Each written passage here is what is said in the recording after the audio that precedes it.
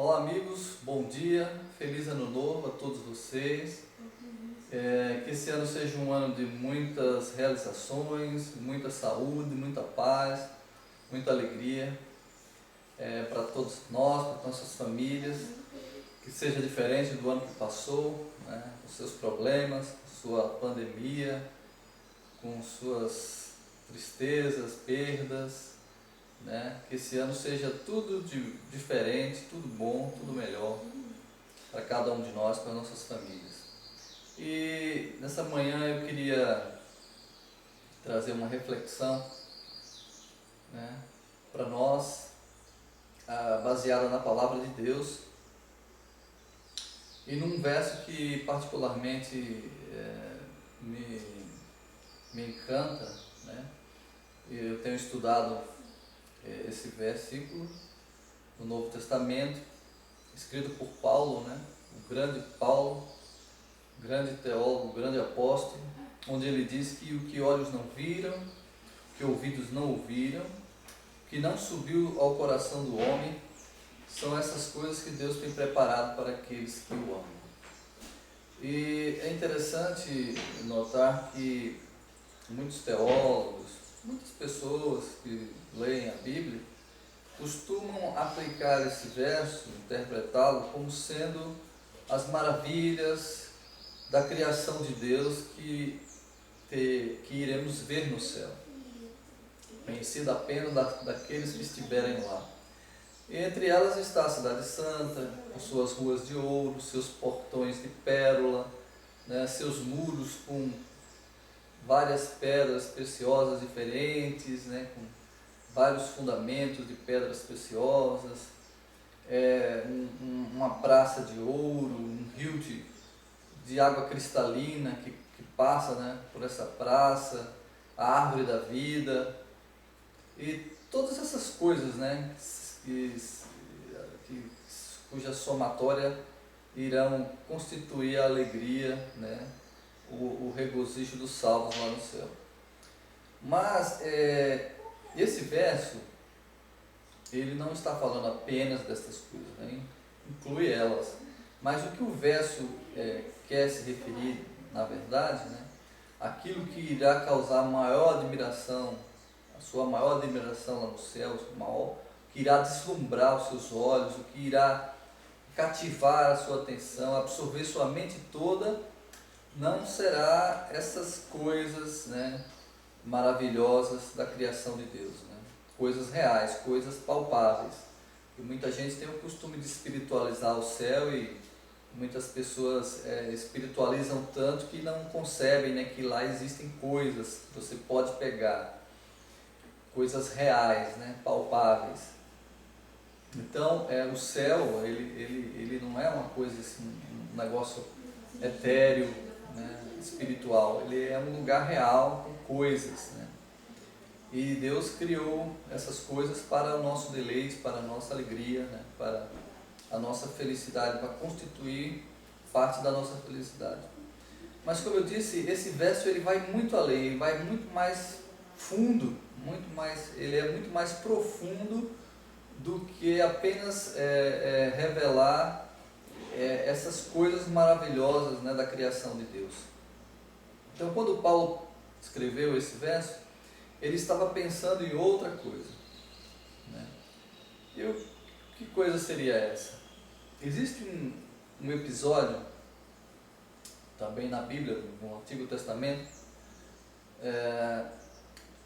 quando Salomão estava dedicando o templo que ele construiu a Deus, e quando ele estava ministrando essa dedicação, ele falou algumas palavras que podem nos ajudar a ter uma ideia do que Paulo tinha em mente, né, quando escreveu esse verso. Esse verso, essas palavras que Salomão falou, estavam se referindo à grandeza de Deus, né?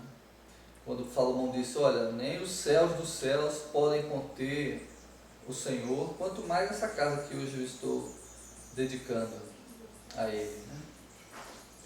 Então, o que Salomão quis dizer com isso? Que Deus é tão grande que Ele está acima da sua criação, né? E quando você vai lá também no Gênesis, no primeiro verso do livro, no primeiro capítulo, né? Como nós estamos iniciando um novo ano, primeiro dia do ano, segundo dia do ano, lá no princípio lá de tudo, Deus criou os céus e a terra, né? É interessante que a Bíblia ela usa vários títulos para Deus, e esses títulos têm um objetivo didático, pedagógico, né? Então esses títulos de Deus, eles nos falam sobre as várias facetas, várias dimensões do caráter de Deus e de quem é Deus, né? E Elohim, por exemplo, quando fala lá no princípio Elohim criou os céus e a terra, esse nome, esse título quer dar uma ideia de um Deus que está acima da sua criação, que está fora da sua criação, né? Que ele é tão grande que a sua criação não pode contê-lo, né? Quando Salomão falou isso, ele estava lembrando dessa ideia do Gênesis lá, né? Do Deus que habita na luz inacessível, do Deus que está fora da sua criação, do Deus inatingível, né? Distante por sua grandeza. Mas interessante que esse Deus esse Deus do poder, esse Deus da força, esse Deus criador, poderoso, ele entra na criação, né? E aí já usa outro nome, Jeová, Javé, né? Aí esse Deus distante, ele agora entra na criação, cria um jardim, né? E coloca o homem que ele criou ali dentro do jardim. Então esse nome é Jeová, agora ele dá uma ideia de um Deus próximo, de um Deus que se interessa pela felicidade das suas criaturas, que se interessa pelo bem-estar delas, que deseja vê-las felizes. Então ele prepara tudo, né? Faz um jardim de delícias com árvores maravilhosas, com frutos maravilhosos, né? Um odor maravilhoso, tudo perfeito, saúde perfeita, água pura, ar puro, tudo perfeito, tudo maravilhoso para que o casal se sentisse feliz, né? E habitasse ali naquele local e desempenhasse suas funções com todo prazer, com toda alegria. Então é interessante também, né, ver que quando a serpente, né, o diabo que estava por trás da serpente, estava tentando conseguir a queda do homem, né, e quando Eva se aproxima da árvore lá, do conhecimento do bem e do mal, o tentador, a serpente, ele não usa o nome que evoca esse Deus próximo, esse Deus presente, que dá a ideia desse Deus que se interessa pelo bem-estar do homem.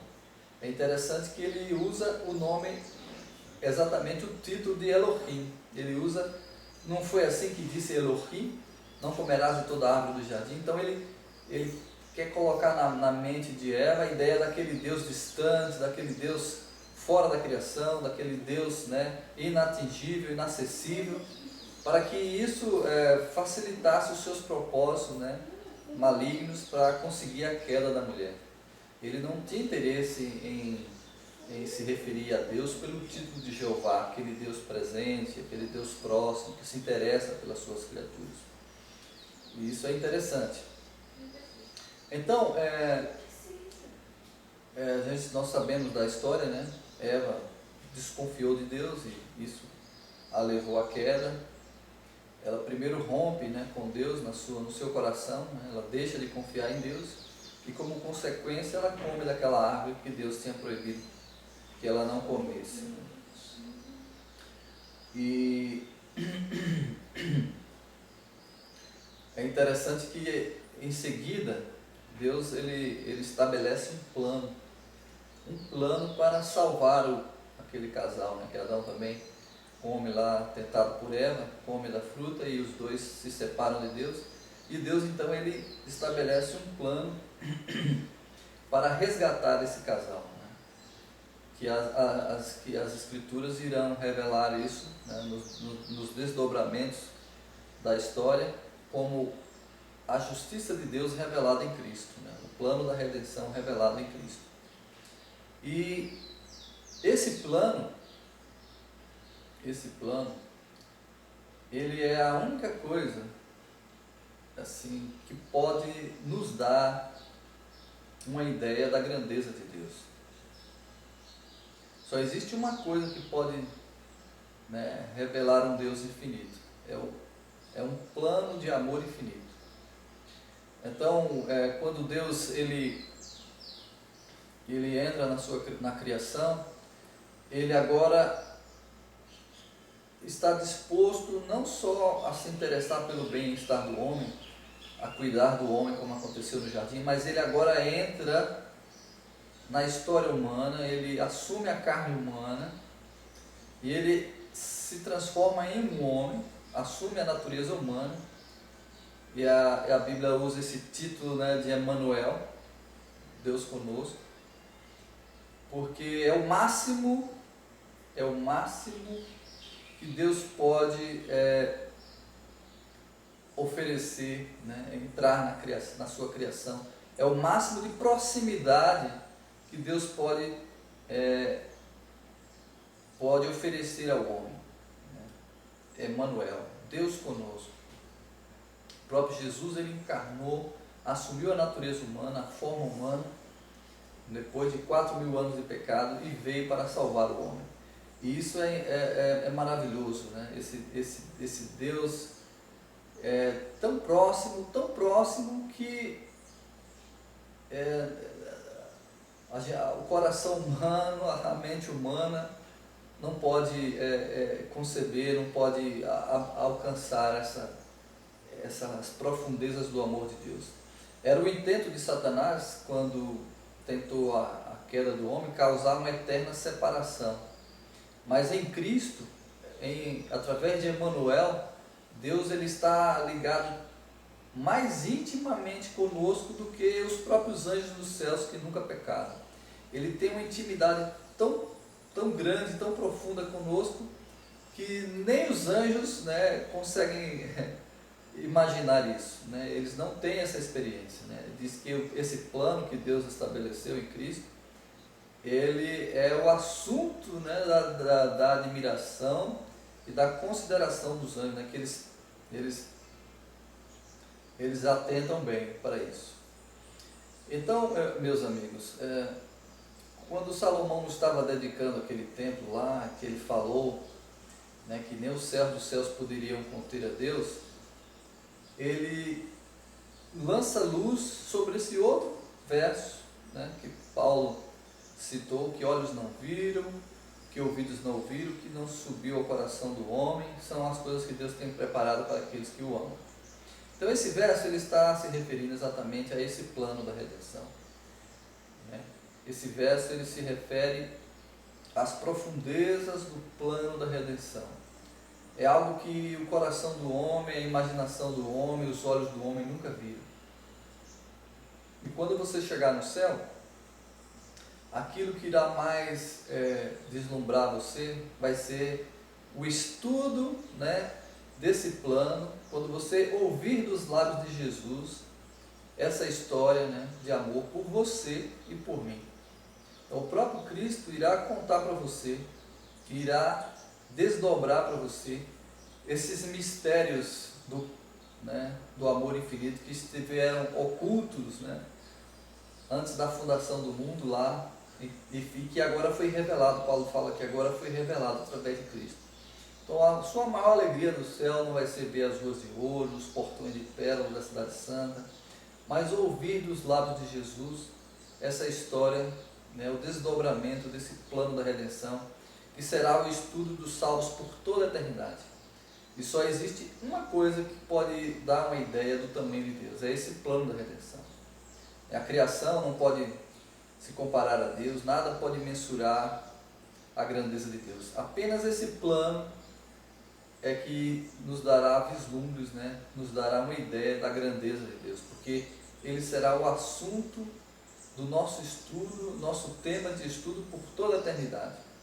Ele é tão grande que a eternidade toda não será suficiência, ele é inesgotável, não irá nunca acabar, nunca se esgotar. porque é um plano de infinito, de amor infinito, concebido por uma mente infinita, né? Então só algo assim do tamanho de Deus poderia dar uma ideia de quem Ele é. Então nesse novo ano, meus amigos, eu gostaria que vocês tivessem como prioridade, né, ingressar nessa escola, que nosso livro texto, nosso livro de estudos é a Palavra de Deus. Nós temos o privilégio de começar esse estudo aqui na Terra através da Bíblia, que revela esse plano da redenção com detalhes, minuciosamente. Então que seja a sua prioridade se entregar a Deus esse ano de todo o seu coração, e que você se dedique a esse estudo, para que esse estudo possa transformar o seu caráter e possa prepará-lo para habitar com Jesus no céu por toda a eternidade, que vai ser a nossa maior alegria, viver ao lado dele por toda a eternidade, né? Todas essas coisas, a somatória de todas essas maravilhas, irão constituir parte de nossa felicidade, mas nossa felicidade maior será viver ao lado de Jesus, se relacionar com Ele lá, e é nosso privilégio iniciar essa caminhada, esse relacionamento com Ele aqui. Então, nada melhor do que nesse novo ano, né, a gente colocar como meta um relacionamento mais próximo, mais íntimo, como Deus deseja, como Ele tomou providências para que fosse o nosso privilégio ter, conhecê-lo, como é o nosso privilégio conhecê-lo, que a Bíblia diz que a vida eterna é essa, que conheçam a Deus como único Deus verdadeiro e a Jesus Cristo a quem Ele enviou, e que esse conhecimento redunda em salvação, né? Então, que a gente possa conhecer a Deus e esse conhecimento possa nos levar a uma contínua obediência a Ele, e que nesse novo ano nós possamos viver um ano de maior consagração a Deus, maior dedicação a Ele, porque Ele deu tudo por nós, né? E Ele espera que nós também possamos dar o nosso melhor para Ele. Então, que Deus nos abençoe, você tenha um ano novo, feliz, abençoado, que 2021 seja o ano da mudança para melhor na sua vida espiritual, e que ele possa ser um ano que também revele, né, quão próximo está a vinda de Jesus e quão perto da história de sofrimento desse mundo acabar, e nós possamos entrar na eternidade e vislumbrar o que olhos não viram, o que ouvidos não ouviram, o que não subiu ao coração do homem, né, lá no céu, junto, ouvindo dos lábios de Jesus a história da redenção. Que Deus nos abençoe. Feliz ano novo para você e sua família. Amém.